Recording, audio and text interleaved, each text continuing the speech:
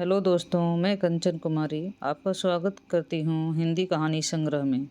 आज का विषय बहुत महत्वपूर्ण है। अगर हिंदी से बीए, बीएड, एमए या कोई भी टीचिंग एग्ज़ाम का तैयारी कर रहे हैं तो ये आपके लिए लाभदायक सिद्ध होगा। तो आज मैं शुरू करने जा रही हूँ प्रेमचंद की कहानी, जिसका नाम है बेटों वाली विधवा। यह एक मार्मिक कहानी है। पंडित अयोध्यानाथ का देहांत हुआ तो सबने कहा, ईश्वर आदमी को ऐसी ही मौत दे। 4 जवान बेटे थे, एक लड़की। चारों लड़कों के विवाह हो चुके थे, लेकिन लड़की कंवारी थी। संपत्ति भी काफ़ी छोड़ी, एक पक्का मकान, 2 बगीचे, कई हजार के गहने और 20,000 नगद। विधवा फूलमती को वह शौक तो हुआ और कई दिन तक वह बेहाल रही, लेकिन जवान बेटों को सामने देखकर उसे ढाढ़स हुआ। चारों लड़के एक से एक सुशील, चारों बहुएं एक से एक बढ़कर आज्ञाकारिणी। जब वह रात को लेटती तो चारों बारी बारी से उसके पांव दबाती। वह स्नान करके उठती तो साड़ी छाड़ती।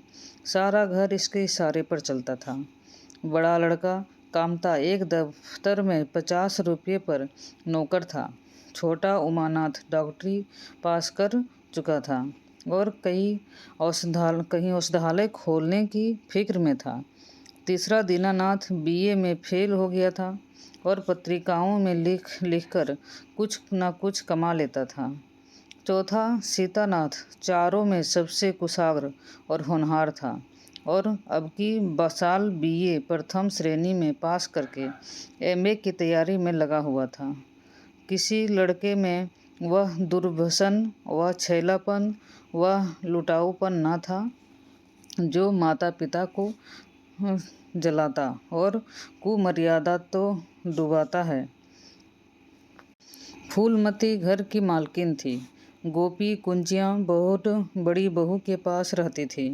बुढ़िया में वह अधिकार प्रेम न था जो वृद्धजनों को कटु और कलहशील बना दिया करते हैं, किंतु उसकी इच्छा के बिना कोई बालक मिठाई तक न मांग सकता था। संध्या हो गई थी। पंडित को मरे आज 12वां दिन था। कल 13वीं है और ब्रह्म भोज होगा। बिरादरी के लोग निमंत्रित होंगे। उसी की तैयारियां हो रही थी। फूलमती अपने कोठरी में बैठी देख रही थी कि पल्लेदार बोरे में आटा लाकर रखे रहे हैं, घी के टीन आ रहे हैं, साग भाजी के टोकरे, शक्कर की बोरियां, दही के मटके चले आ रहे हैं। महापात्र के लिए दान की चीज़ें लाई गई, बर्तन, कपड़े, पलंग, बिछावन, छाते, जूते, छड़ियाँ, लालटेन आदि, किंतु फूलमती को कोई चीज़ नहीं दिखाई गई।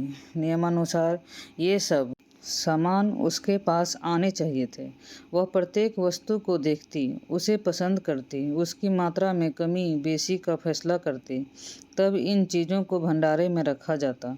क्यों उसे दिखाने और उसकी राय लेने की जरूरत नहीं समझी गई। अच्छा, वह आटा 3 ही बोरा क्यों लाया? उसने तो 5 बोरों के लिए कहा था। घी भी 5 की कनस्तर हैं, उसने तो 10 कनस्तर मंगवाए थे। इसी तरह साग भाजी, शक्कर, दही आदि में भी कमी की गई होगी। किसने उसके हुक्म में हस्तक्षेप किया? जब उसने एक बात तय कर दी तब किसको उनका घटाने बढ़ाने का अधिकार हो। आज 40 वर्षों से घर के प्रत्येक मामले में फूलमती की बात सर्वमान्य थी। उसने 100 कहा तो 100 खर्च किए गए, 1 कहा तो 1। किसी ने मीन मेख न की। यहाँ तक कि पंडित अयोध्यानाथ भी उसकी इच्छा के विरुद्ध कुछ न करते थे। पर आज उसकी आंखों के सामने प्रत्यक्ष रूप से उसके हुक्म की अपेक्षा की जा रही है। इसे वह क्यों कर स्वीकार कर सकती? कुछ देर तक तो वह जब्त किए बैठी रही, पर अंत में न रहा गया। स्वायत्ता शासन उसका स्वभाव हो गया था। वह क्रोध में भरी हुई आई और कामतानाथ से बोली, क्या आटा 3 ही बोरे लाए? मैंने तो 5 बोरे के लिए कहा था और घी भी 5 ही टीन मंगवाया। तुम्हें याद है मैंने 10 कनस्तर कहा था। किफ़ायती को मैं बुरा नहीं समझती, लेकिन जिसने यह कुआं खोदा उसी की आत्मा पानी को तरसे। यह कितनी लज्जा की बात है। कामतानाथ ने क्षमा याचना न की, अपनी भूल स्वीकार न की, लज्जित भी नहीं हुआ। 1 मिनट तो विद्रोही भाव से खड़ा रहा, फिर बोला, हम लोगों की सलाह 3 ही बोरों की हुई और 3 बोरे के लिए 5 टीन घी काफ़ी था। इसी हिसाब से और चीज़ों को भी कम कर दी गई है। फूलमती उग्र होकर बोली, किसकी राय से आटा कम किया गया? हम लोगों की राय से। तो मेरी राय कोई चीज़ नहीं है? है, क्यों नहीं? लेकिन अपना लाभ हानि तो अब हमें ही देखना होगा, ये तो हम भी जानते हैं। फूलमती हक्का बक्का होकर उसका मुंह ताकने लगी। इस वाक्य का आशय उसकी समझ में न आया। अपना लाभ हानि? अपने घर में लाभ हानि की जिम्मेदार वह आप हैं। दूसरों को चाहे वे उसकी पेट के जन्मे पुत्र ही क्यों ना हो, उसके कामों में हस्तक्षेप करने का क्या अधिकार? यह लौंडा तो इस ठिठाई से जवाब दे रहा है मानो घर उसी का है, उसी ने मर मर कर गृहस्थी जोड़ी है। मैं तो गैर हूँ, जरा इसकी हैगड़ी तो देखो। उसने तमतमाए हुए मुख से कहा, मेरे लाभ हानि के जिम्मेदार तुम नहीं हो। मुझे अख्तियार है, जो उचित समझूं वह करूं। अभी जाकर 2 बोरे आटा और 5 टीन घी और लाओ, और आगे के लिए खबरदार जो किसी ने मेरी काटी।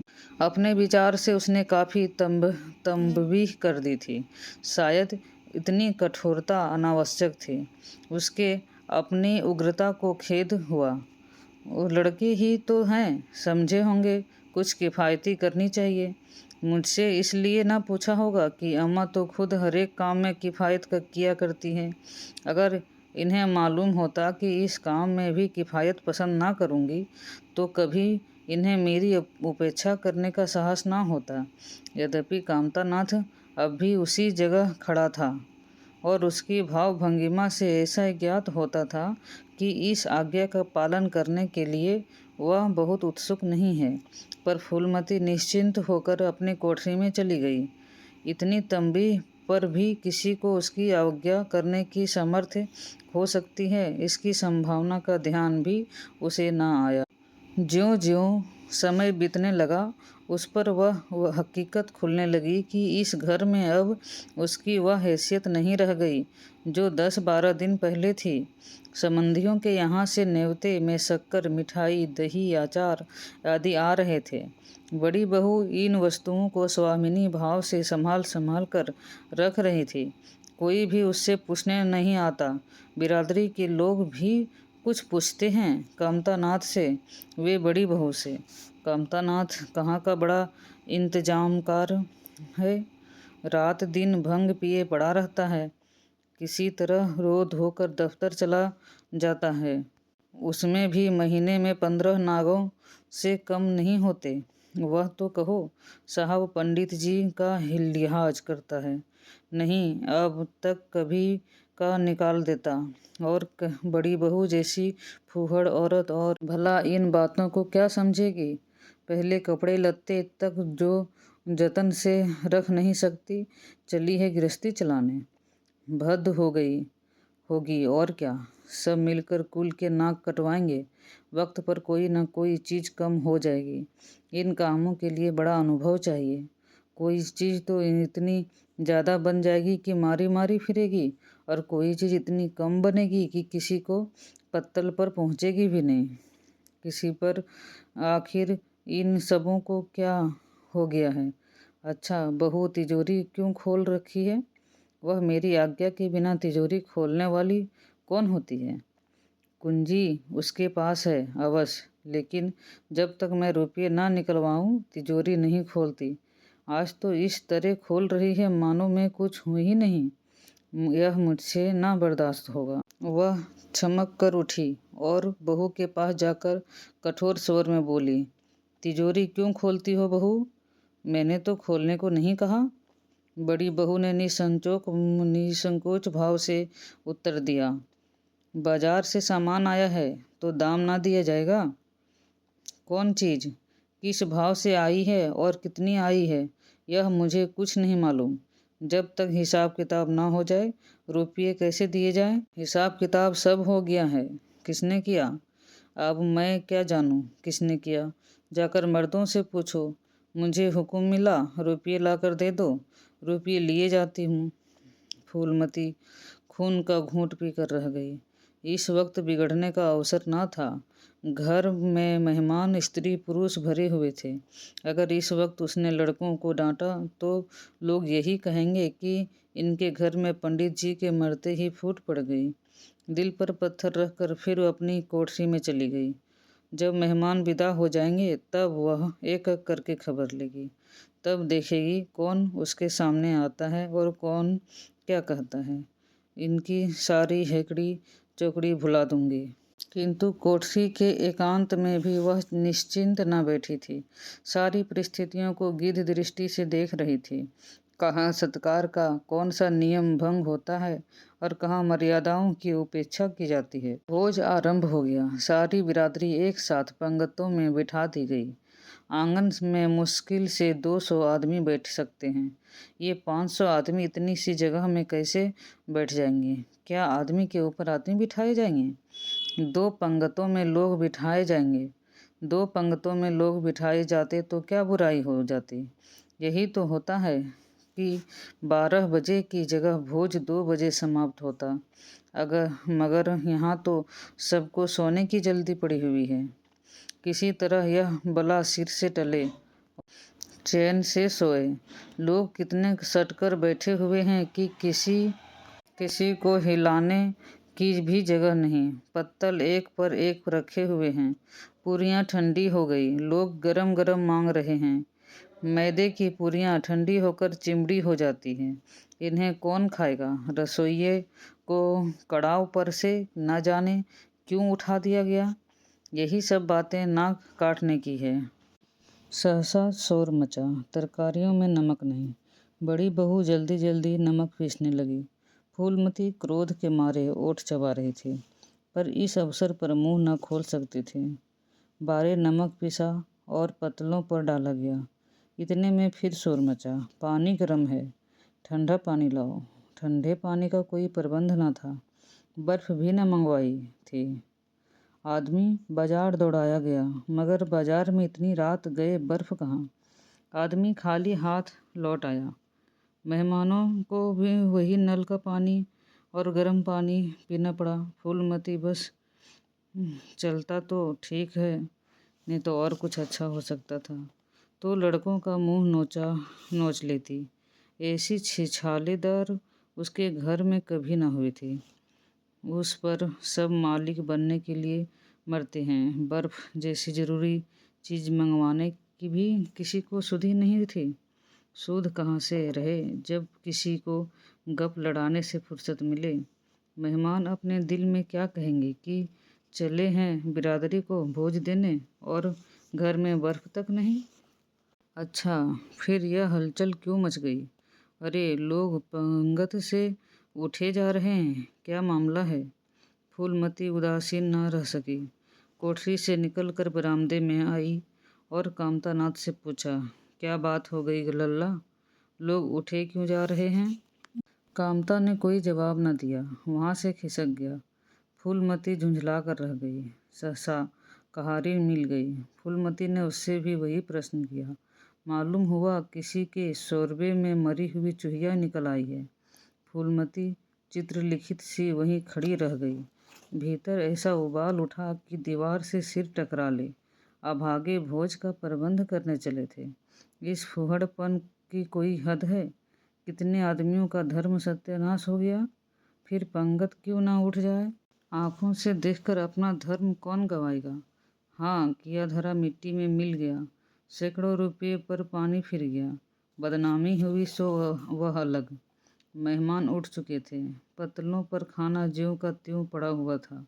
चारों लड़के आंगन में लज्जित खड़े थे। एक दूसरे को इल्ज़ाम दे रहा था। बड़ी बहू अपनी देवरानी पर बिगड़ रही थी। देवरानियाँ सारा दोष कुमुद के सिर डालती थी। कुमुद खड़ी रो रही थी। उसी वक्त फूलमती झल्लाई हुई आकर बोली, मुंह में कालिख लगी कि नहीं, या कि अभी कुछ कसर बाकी है? डूब मरो सब के सब जाकर चुल्लू भर पानी में। शहर में कहीं मुंह दिखाने लायक भी ना रहे। किसी लड़के ने जवाब ना दिया। फूलमती और भी प्रचंड होकर बोली, तुम लोगों को क्या, किसी को शर्म हया तो है नहीं? आत्मा तो उसकी रो रही है जिन्होंने अपनी जिंदगी घर को मर्याद बनाने में खराब कर दी। उनके पवित्र आत्मा को तुमने यूं कलंकित किया। शहर में थोड़ी थोड़ी हो रही है, अब कोई तुम्हारे द्वार पर पेशाब करने तो आएंगे नहीं। कामतानाथ कुछ देर तक चुपचाप सुनता रहा, आखिर झुंझलाकर बोला, अच्छा अब चुप रहो अम्मा। भूल हुई, हम सब मानते हैं, बड़ी भयंकर भूल हुई, लेकिन क्या अब इसके लिए घर के प्राणियों को हलाल कर डालोगी? सभी से भूल होती है, आदमी पछता कर रह जाता है, किसी की जान तो नहीं मारी जाती। बड़ी बहू ने अपनी सफाई दी, हम क्या जानते थे कि बीबी कुमुद से इतना सा काम भी ना होगा। उन्हें चाहिए था ना कि देखकर तरकारी कढ़ाव में डालती। टोकरी उठाकर कढ़ाव में डाल दी, इसमें हमारा क्या? कामतानाथ ने पत्नी को डांटा, इसमें ना कुमुद का कसूर है, ना तुम्हारा, ना मेरा, संयोग की बात है। बदनामी भाग्य में लिखी थी, वह हुई।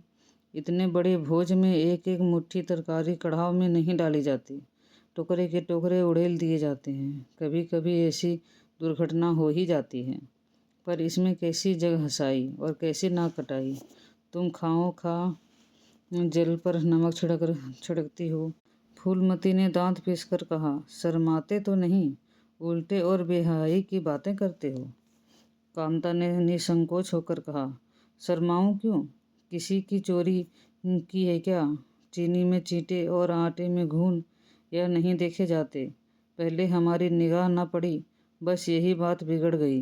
नहीं, चुपके से चूहिया निकाल कर फेंक देते, किसी को खबर तक न होती। फूलमती ने चकित होकर कहा, क्या कहता है? मरी चूहिया खिलाकर सबका धर्म बिगाड़ देता? कामता हंसकर बोला, क्या पुराने जमाने की बातें करती हो अम्मा, इन बातों से धर्म नहीं जमा जाता। यह धर्मात्मा लोग तो पत्तल पर से उठ गए हैं। इनमें से कौन है जो भेड़ बकरी का मांस न खाता? तालाब के कछुए और घोंघे तक तो किसी के बचते नहीं, जरा सी चूहिया में क्या रखा था। फूलमती को ऐसा प्रतीत हुआ कि अब प्रलय आने में बहुत देर नहीं है। जब पढ़े लिखे आदमियों के मन में ऐसा धार्मिक भाव आने लगे, तो फिर धर्म की भगवान ही रक्षा करे। अपना सा मुँह लेकर चली गई। दोस्तों, इस कहानी का अगर सेकंड पार्ट आपको देखना है और यह कहानी अगर आपको अच्छी लगी तो चैनल को सब्सक्राइब करें और लाइक करें, कमेंट